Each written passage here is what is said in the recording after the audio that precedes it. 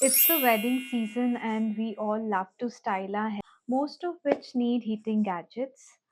Let me share how to reduce heat damage to your hair. Using a heat protectant spray or a serum whenever you're using heating gadgets is a no-brainer.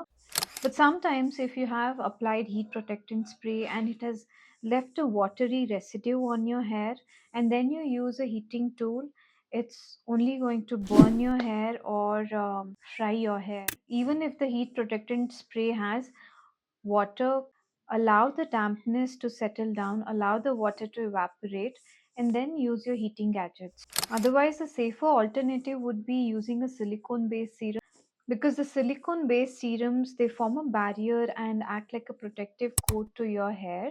Second thing is it's always important to make sure that your scalp is clean before you use the heating tools, because if you're using a heating tool on the hair, then the heat transfers from your hair back to the scalp, causing boils on your scalp in a long term. And before using the heating gadget, you should make sure that your hair is 90 to 100% dry, so that when you run the heating tool on your hair, it doesn't dehydrate your hair. If at all it's wet, then it will cause a hair shaft disorder called as bubble hair.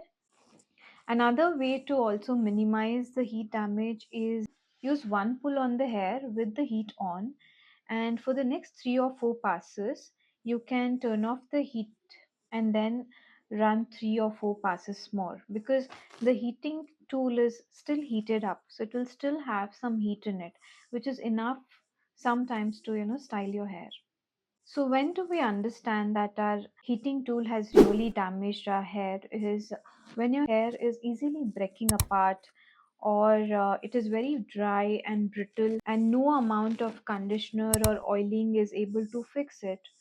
The color of the hair also starts fading away. These are the indicator that heat has done its damage. Next is good hair spa. So here they put a lot of conditioners and work through your hair, align the cuticles.